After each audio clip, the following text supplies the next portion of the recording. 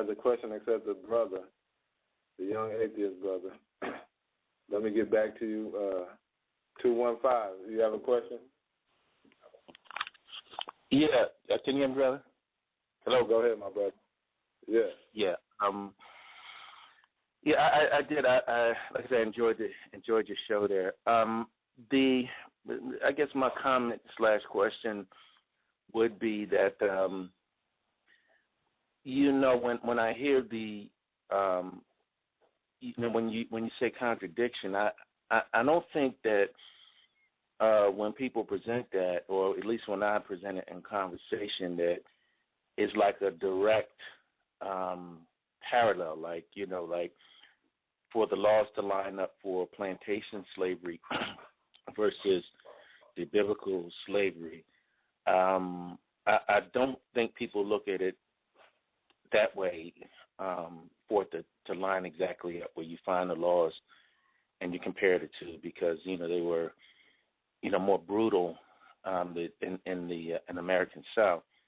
But it's just the fact that because the rules are in the Bible and they're given to the children of Israel, and when a person looks at it from outside who's a non-believer, the main problem with it is that they say, well, how can I believe in this book when the God of this book sanctions and gives rules for slavery? Like I said, not that it lines exactly up with it, but it's more so that, how can I believe this when, slavery, people came to a point where it was no longer acceptable to have slaves no matter what color you were. It was, the country was divided. So we're told based on the issue of slavery. So I think when a non-believer has a conversation with a believer, that's the way they're approaching it, saying like, I can't get with this because, slavery is unacceptable. Owning people and being able to beat people and having a God that is supposed to be perfect telling his so-called chosen people that this is what you're supposed to do. And then, at this point in time where human morality is, he's saying like, we don't accept this, but yet in this book is not only is it acceptable, but there's, really specific rules about it. So I guess that's my comment about that is that, I'm not sure how the brothers that you have spoken to have approached it, when they bring that subject up to you. But when I engage in conversations or when I listen to most debates on YouTube and on radio, that's the way it's kind of approached, where it's like, as I stated before. Yeah, definitely, my brother, and I definitely understand where you're coming from. The thing about that is, and I can understand why people will be like, how can I even serve a guy who condones slavery? But again, if we look at it, right, if we do not look at it as, because the way I look at it, slavery, when I hear slavery, I think of bondage, okay, and we all think of bondage. That's why we say, how can we serve a God who puts us in bondage? But when you look at the so-called slavery in the biblical slavery, okay, there is no bondage. What you find is people selling themselves because they have gotten into a destitute place in their lives, where in order to be taken care of, they have to give their services. And this is what it means by selling yourself. Like we sell ourselves to our so-called plantation owners today. You understand? When you put in an application or a resume, you're selling yourself. Okay? But nobody in this day looks at it as, it's so evil. Well, I look at it as evil, but most people who think of slavery don't look at it as evil. You understand what I'm saying? So yes. When you get into a destitute place, I mean, I don't think the Creator would think it right to just keep feeding this man goods and he's just going to be wasteful all his life. You understand? Let that man work for what he has lost, and once he works it off, he will get back his proper freedom again, or his proper place.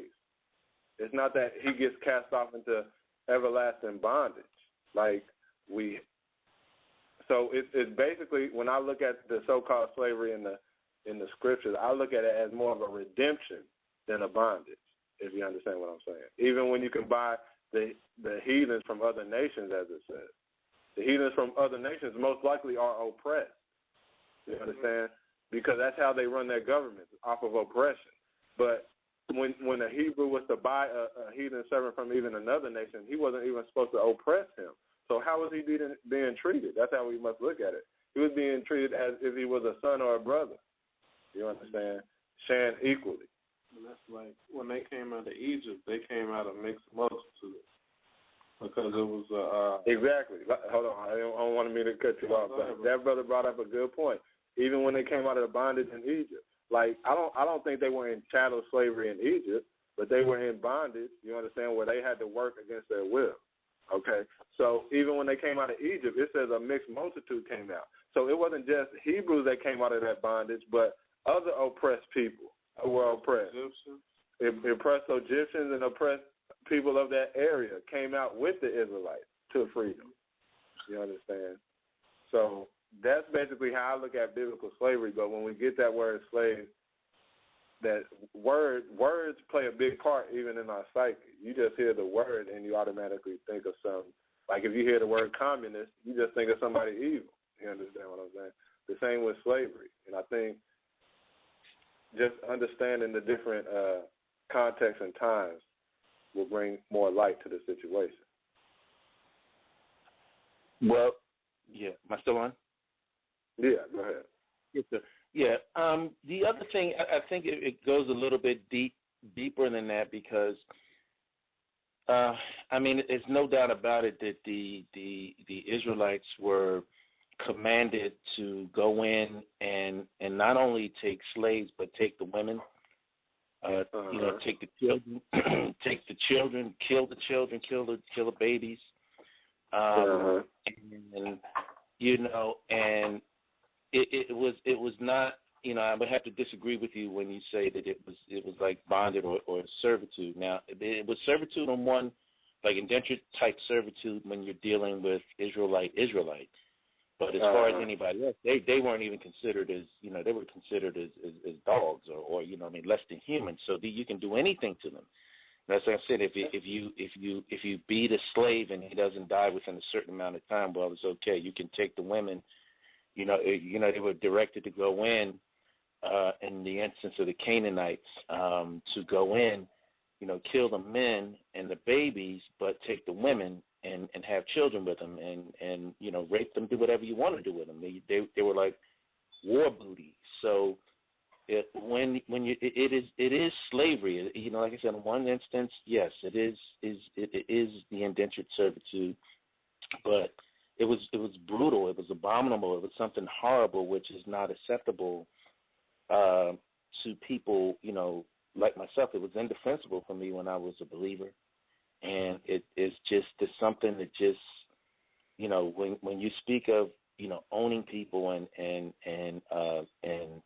you know, it's no way. And I mean, if you're working for somebody, you know, it's a turn off there. You know, even any hint of where people exercise that power over you, to make you feel like you have to put up with whatever I have to do because you like you said, because I filled out this application and I got this job, man, I'm a slave to you. You know, that's to turn off any hint of that today.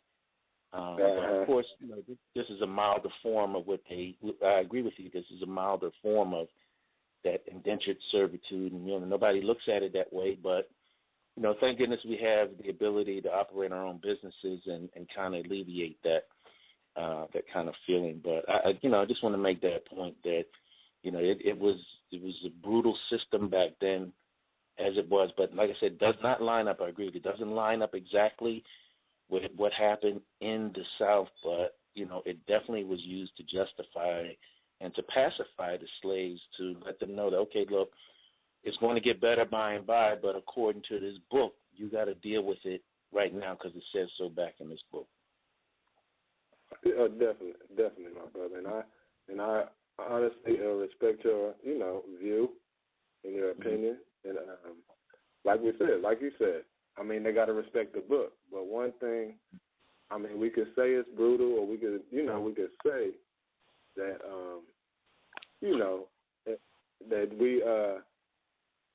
that they beat their slaves. You understand? But one thing that we can never get by is what the law states, that any slave can run away and leave at any time.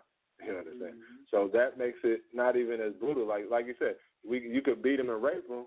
I don't think the scriptures do not condone that, but it condones you can beat them. I wouldn't say rape them, okay? But if you beat them and they don't think they were deserving of it, they can leave at any time, okay? So what kind of slavery is it where all the slaves can leave whenever they want to? That's right. Okay, that's law. That's written in the law. What kind of slavery is that? Because if that was the case over here in America, there would be no slavery. All the slaves would have left. Okay, but we see all the slaves didn't leave because they weren't treated. Although you were allowed to beat, like we look at beating as a bad thing, but again, we do it to our children. Yeah, but being locked up in a penitentiary is worse. Exactly. The Israelites never had penitentiary. Okay. Right.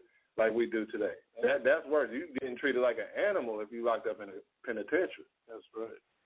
Okay. But did you want to, was that good on that, or you want to do respond? Yeah, that's inhumane, and pretty much, just with the fact that,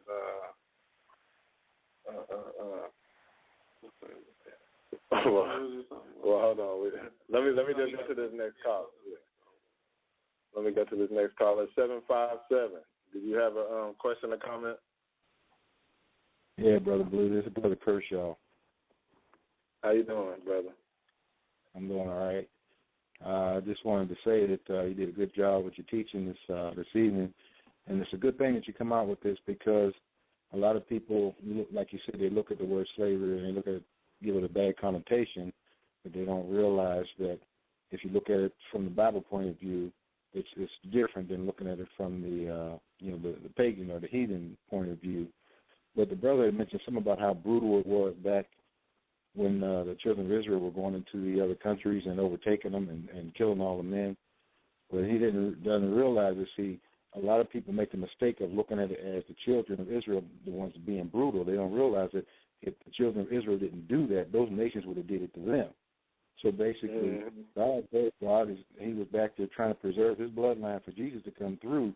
So it had to be, that's why it looked different then than it does now, because that bloodline had to be protected for Jesus to come through in order for all of us to be saved. So, yeah, if they weren't brutal to them, then the thing that would have happened to them, because you see where that happened to them, where other nations came up against the children of Israel, and when they were not on point with God's law, they got slaughtered just like they were slaughtering the other nations.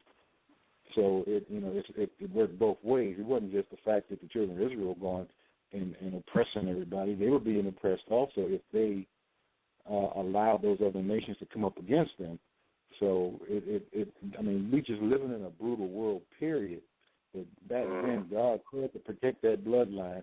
That's why it was more, I guess if you want to say brutal like that, because if you look at how it was before the flood, it wasn't like that. Evil men were able to do whatever they wanted to do, and then it got to the point where God had to wipe them all out. So now coming back again on the other side of the flood, it wasn't going through that again. So he wasn't going to destroy the world with water anymore. So he had to make sure that bloodline stayed separate to where Jesus can come through. After Jesus came through, that's why they couldn't understand what Jesus was talking about. How, if somebody hits you in the cheek, turn the other cheek, because that was showing what the milder side of that law, showing the love that you're supposed to have. The law that they had with Israel as far as the slaves, that was full of love. And when you compare it to what they had through down here, it's full of hate. That's why, the one thing, like I said, listening to the brothers there up in the congregation of Israel enlightened me, knowing that how this all came about to where whites and blacks were indentured servants, but once they passed that legislation to say that whites were superior to blacks, that's how the hatred was able to come in. And once the hatred came in, that lessened the Hebrew Israelites and made them less than the animals that the white people had, and that's why they were able to treat them any way they want, because they weren't even looking at us as humans at all. You see, so that's when we want to look at it. It's the difference between the love of God in the Old Testament and the hate of man in the New Testament, or here in what we're dealing with. So it's a good lesson, and that's what needs to be said, needs to be brought out. So for people to know, because like I said before, I listened to the Congregation of Israel, I didn't know, but now I can see why things are the way they are. So good lesson, man. Man, we appreciate your words, and you brought out some excellent points, Brother Eugene. And, we look forward to your contribution all the time, my brother. Thanks for those words. And just to add something on what the brother just said, there was no, like he said, when the law of superiority was entered,